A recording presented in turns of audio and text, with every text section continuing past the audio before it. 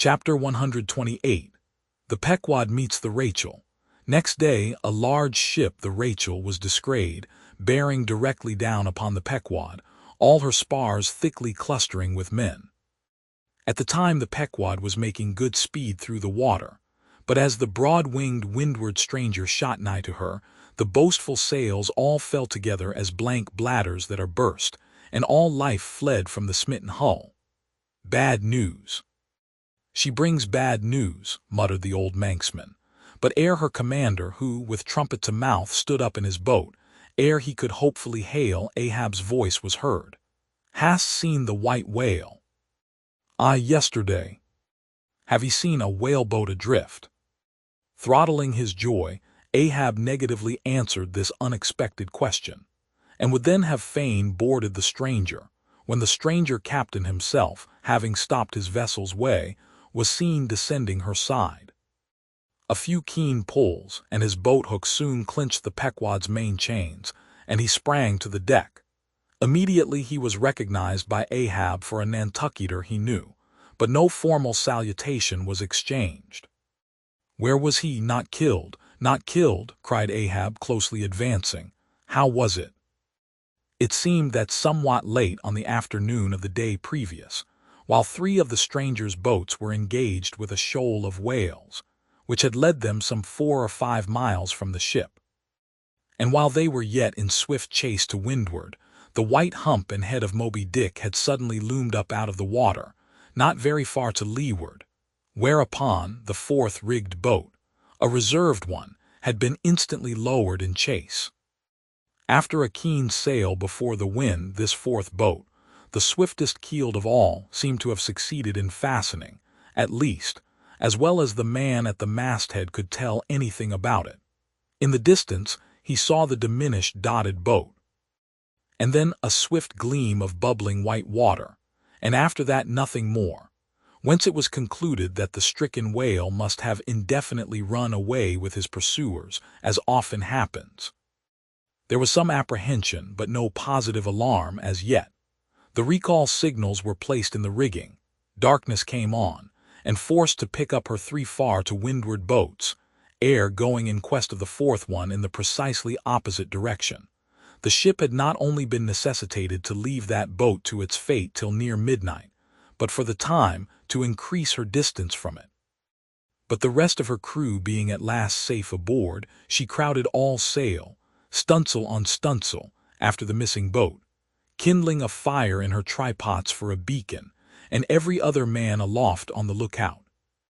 But though when she had thus sailed a sufficient distance to gain the presumed place of the absent ones when last seen, though she then paused to lower her spare boats to pull all around her, and not finding anything, had again dashed on, again paused and lowered her boats, and though she had thus continued doing till daylight, yet not the least glimpse of the missing keel had been seen. The story told, the stranger captain immediately went on to reveal his object in boarding the Pequod. He desired that ship to unite with his own in the search, by sailing over the sea some 4 or 5 miles apart, on parallel lines, and so sweeping a double horizon, as it were. "I will wager something now," whispered Stubb to Flask, "that someone in that missing boat wore off that captain's best coat, mayhap his watch, he's so cursed anxious to get it back. Who ever heard of 2 pious whale ships cruising after one missing whale boat in the height of the whaling season? See, Flask, only see how pale he looks, pale in the very buttons of his eyes. Look, it wasn't the coat, it must have been the— My boy, my own boy, is among them." "For God's sake, I beg, I conjure," here exclaimed the stranger captain to Ahab, who thus far had but icily received his petition. "For 840 hours let me charter your ship. I will gladly pay for it and roundly pay for it, if there be no other way, for 840 hours only that you must, oh, you must, and you shall do this thing." "His son," cried Stubb. "Oh, it's his son he's lost." "I take back the coat and watch. What says Ahab? We must save that boy." "He's drowned with the rest on 'em last night," said the old Manx sailor standing behind them. "I heard." "All of ye heard their spirits?" Now, as it shortly turned out, what made this incident of the Rachels the more melancholy was the circumstance that not only was one of the captain's sons among the number of the missing boat's crew, but among the number of the other boat's crews at the same time, but on the other hand, separated from the ship during the dark vicissitudes of the chase, there had been still another son. As that for a time, the wretched father was plunged to the bottom of the cruelest perplexity, which was only solved for him by his chief mates instinctively adopting the ordinary procedure of a whaleship in such emergencies. That is, when placed between jeopardized but divided boats, always to pick up the majority first. But the captain, for some unknown constitutional reason, had refrained from mentioning all this, and not till forced to it by Ahab's iciness did he allude to his one yet missing boy. A little lad, but 12 years old, whose father, with the earnest but unmisgiving hardihood of a Nantucketer's paternal love, had thus early sought to initiate him in the perils and wonders of a vocation almost immemorially the destiny of all his race. Nor does it unfrequently occur that Nantucket captains will send a son of such tender age away from them, for a protracted 3 or 4 years, voyage in some other ship than their own, so that their first knowledge of a whaleman's career shall be unenervated by any chance display of a father's natural but untimely partiality, or undue apprehensiveness and concern. Meantime, now the stranger was still beseeching his poor boon of Ahab, and Ahab still stood like an anvil, receiving every shock but without the least quivering of his own.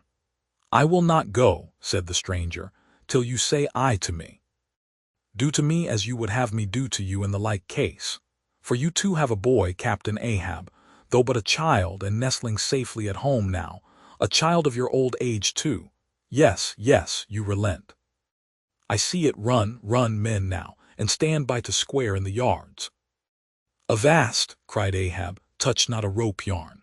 Then in a voice that prolongingly molded every word, "Captain Gardiner, I will not do it. Even now I lose time. Goodbye, goodbye. God bless ye, man, and may I forgive myself, but I must go.